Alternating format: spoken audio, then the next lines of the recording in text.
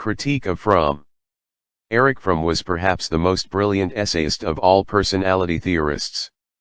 He wrote beautiful essays on international politics, on the relevance of biblical prophets for people today, on the psychological problems of the aging, on Marx, Hitler, Freud, and Christ, and on myriad other topics. Regardless of the topic, at the core of all Fromm's writings can be found an unfolding of the essence of human nature. Like other psychodynamic theorists, Fromm tended to take a global approach to theory construction, erecting a grand, highly abstract model that was more philosophical than scientific. His insights into human nature strike a responsive chord, as evidenced by the popularity of his books. Unfortunately, his essays and arguments are not as popularly known today as they were 50 years ago. Paul Rosen stated that, during the mid-1950s, a person could not be considered educated without having read Fromm's eloquently written Escape from Freedom. Today, however, Fromm's books are seldom required reading on college campuses. Eloquence, of course, does not equal science. From a scientific perspective, we must ask how Fromm's ideas rate on the 6 criteria of a useful theory. First, Fromm's imprecise and vague terms have rendered his ideas nearly sterile as a generator of empirical research. Indeed, our search of the last 45 years of psychology literature yielded fewer than a dozen empirical studies that directly tested Fromm's theoretical assumptions. This paucity of scientific investigations places him among the least empirically validated of all the theorists covered in this book. Second, Fromm's theory is too philosophical to be either falsifiable or verifiable. Nearly any empirical findings generated by Fromm's theory, if they existed, could be explained by alternative theories. Third, the breadth of Fromm's theory enables it to organize and explain much of what is known about human personality.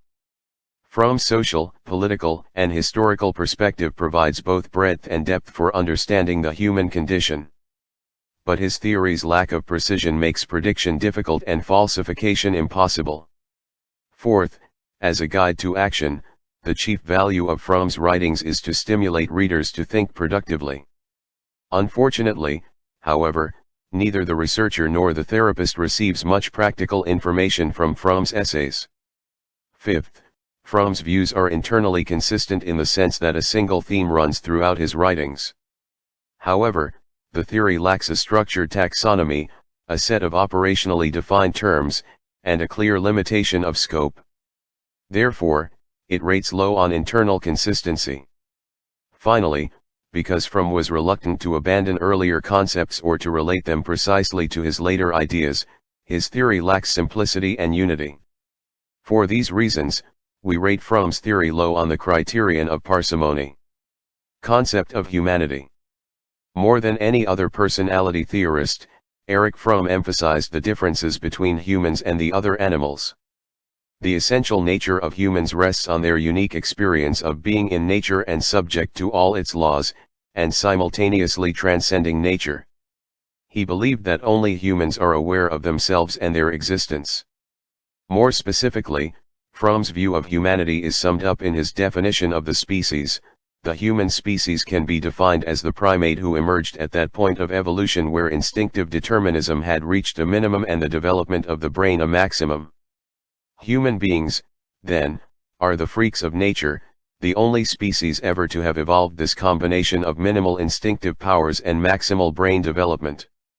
Lacking the capacity to act by the command of instincts while possessing the capacity for self-awareness, reason, and imagination, the human species needed a frame of orientation and an object of devotion in order to survive. Human survival, however, has been paid for by the price of basic anxiety, loneliness, and powerlessness.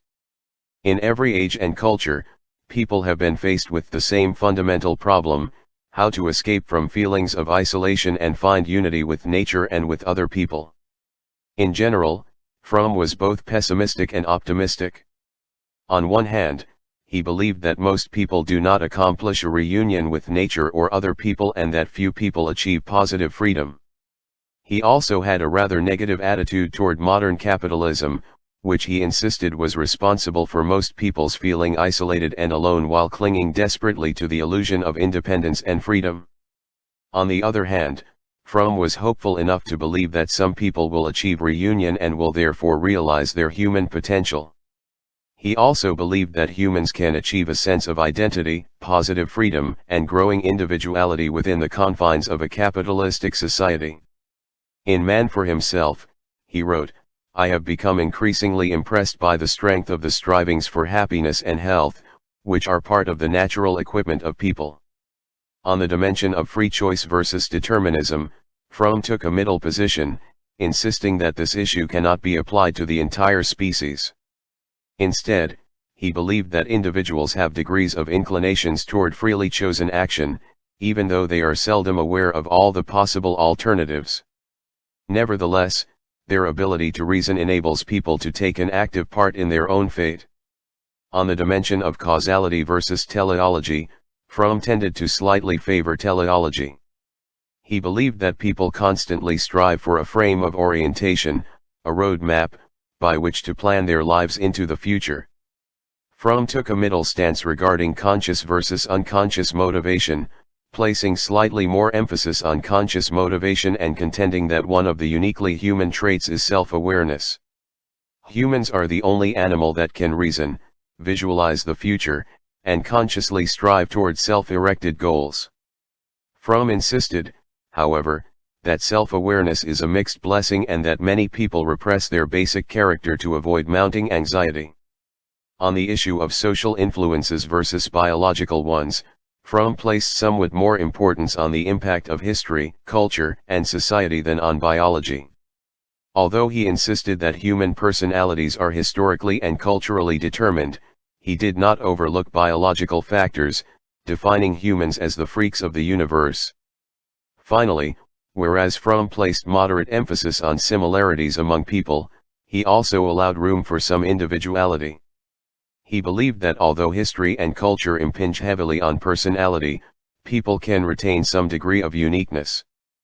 Humans are one species sharing many of the same human needs, but interpersonal experiences throughout people's lives give them some measure of uniqueness.